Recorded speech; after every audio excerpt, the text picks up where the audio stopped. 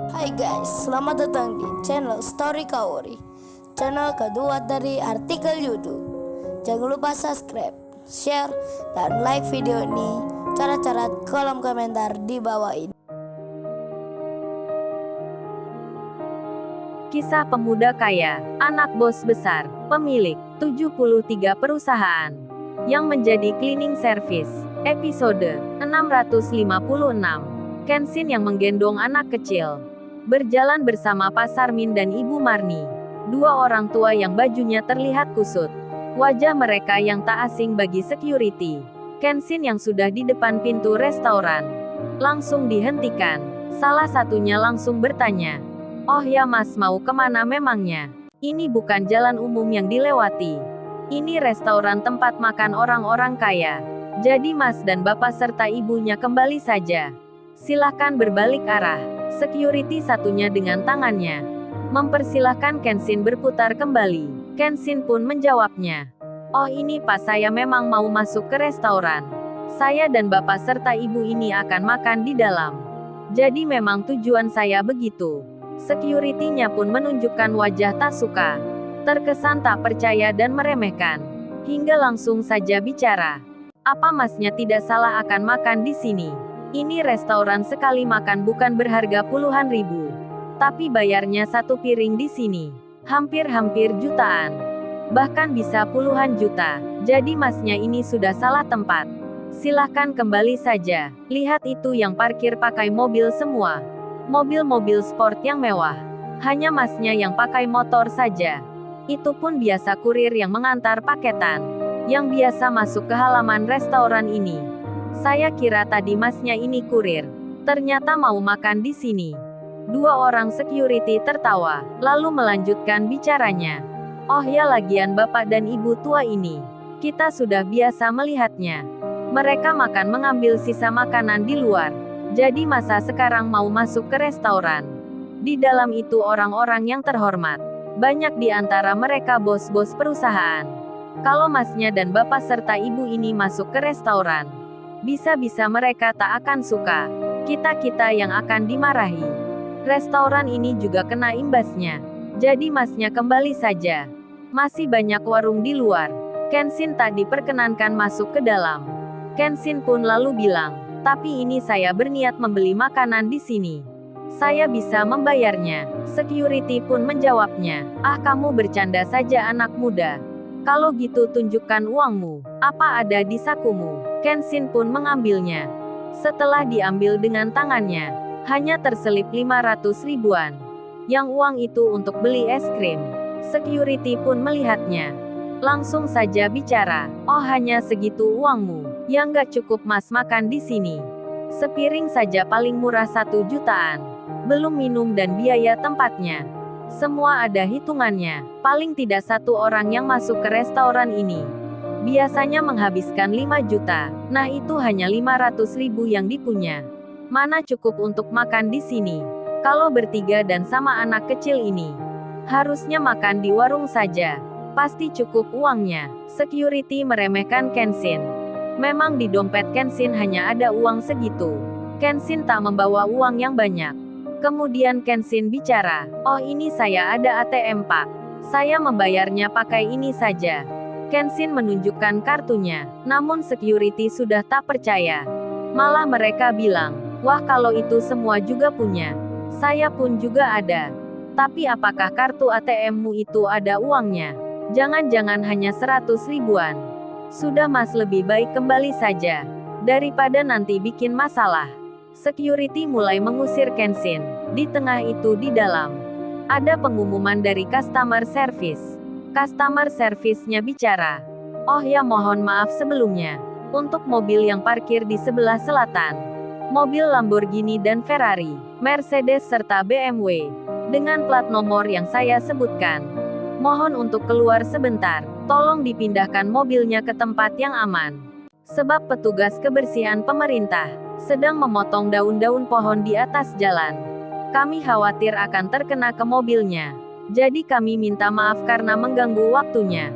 Si Rena pun mendengarnya. Langsung Niken bicara padanya, "Oh ya Rena, bukankah itu mobil Lamborghini-mu? Yang baru disebutkan itu. Sini biar aku pindahkan saja. Daripada kamu repot-repot keluar. Si Rena pun menjawabnya, oh nggak usah Niken, aku saja yang melakukan tak mengapa. Di tengah itu Morita juga sama. Berkata pada Aditya. Oh ya Aditya, kayaknya itu mobil Ferrarimu ya, yang disebutkan juga tadi. Aditya menjawabnya, iya benar Morita, jadi mobilnya Mbak Rena juga ada di tempat yang sama. Yang diminta untuk dipindahkan. Kebetulan sekali ya kalau gitu. Kalau gitu mari kita bersama saja keluarnya. Kemudian Aditya bicara pada Rena. Gimana Mbak Rena apa bersedia? Kita jalan bersama. Niken pun berkata. Ayo Rena nggak mengapa, aku juga mau mengambil tasku. Mendengar Niken bicara begitu, si Rena pun akhirnya mengiyakan. Bersama Aditya Niken dan temannya, mereka berjalan menuju tempat parkiran. Sementara itu, Kenshin yang di depan pintu. Kenshin tak mengetahui kalau ada Rena yang di dalam. Bahkan kini akan lewat pintu depan. Detik-detik waktu pun mendebarkan. Kenshin yang menggendong anak kecil. Bersama dua orang tua di sampingnya. Sedang berdiri tepat di pintu utama. Kemudian security bilang, ya sudah anak muda, kalau ATM-mu ada uangnya. Silahkan diambil dulu di mesin ATM di sana. Yang ada di seberang jalan. Paling sedikit kalau ada uang 5 juta. Kami akan izinkan masuk ke dalam. Kenshin menjawabnya, oh begitu Pak baiklah. Kalau gitu saya ambil dulu uang di sana. Kemudian anak kecil yang digendong Kenshin diberikan ke Pak Sarmin. Sembari Kenshin bicara, oh ya Pak Sarmin dan Bu Marni. Tunggu saya sebentar di sini. Jangan kemana-mana, meski disuruh siapapun. Sebab kita akan makan di restoran ini. Percaya pada saya Pak Sarmin. Ini saya ambil uang dulu di seberang. Pak Sarmin pun menjawabnya. Lebih baik tak usah mas kita keluar bersama saja. Saya sudah merasa tak ingin makan. Tapi cucunya Pak Sarmin menangis. Karena ingin es krim. Kenshin pun berkata, tunggu dulu ya adik kecil. Sebentar lagi kita makan es krim bersama. Kenshin pun berjalan. Menyeberang jalan raya di depan. Bersamaan itu Rena dan Niken keluar. Tak sempat melihat Kenshin. Karena Kenshin sudah menyeberang. Aditya pun sama. Seorang pengusaha itu. Langsung disapa security. Bersama Rena dan Niken. Mereka dihormati. Dua orang security bilang, oh itu mas dan mbak mobilnya. Silahkan dipindah ke tengah saja. Sebab khawatir nanti terkena jatuhan daun pohon. Aditya pun lagi-lagi mengeluarkan uang 100 ribuan. Aditya itu bilang ke security, ini Pak tips dari saya. Diambil saja jangan segan. Security pun sangat senang. Mendapat uang 300 ribuan. Rena dan Niken serta temannya melihatnya lagi. Aditya cowok pengusaha ini benar-benar baik orangnya. Perhatian pada security pula. Saat Aditya berjalan, security itu bilang ke Pak Sarmin dan Ibu Marni. Oh ya minggir dulu Pak ada tamu yang penting. Rena dan Niken melihat dua orang tua yang berdiri sambil menggendong anak kecil.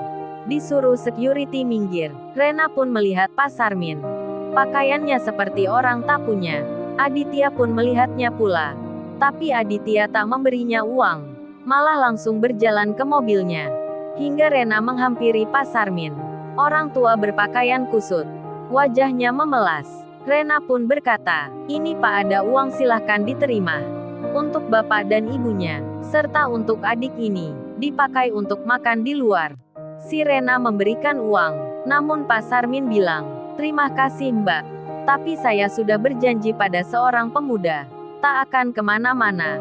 Menunggunya di sini. Jadi saya tak bisa menerima uangnya. Si Rena dan Niken pun terheran. Orang tua ini tak mau menerima uangnya. Security yang melihat itu malah bilang, waduh Pak sayang sekali ditolak uangnya. Bukankah bisa buat makan di warung depan? Kok malah menunggu pemuda yang gak jelas begitu? Lebih baik bapak dan ibu tak usah percaya. Diterima saja uangnya dan tinggalkan pemuda itu. Security pun bilang ke Rena, begini non bapak dan ibu ini. Sebenarnya seorang yang tak punya. Peminta-minta di jalan, yang diberi janji palsu seorang pemuda. Kasihan non orang tua dibohongi. Si Rena pun lantas bertanya, Memangnya siapa Pak pemuda itu? Di mana dirinya sekarang? Security pun menjawabnya. Lalu, bagaimana kisah selanjutnya? Subscribe channel ini untuk episode berikutnya. Terima kasih. Jangan lupa ya guys, untuk kelanjutan ceritanya ada di channel Story Kauri. Jangan lupa subscribe ya guys, dan tekan notifikasinya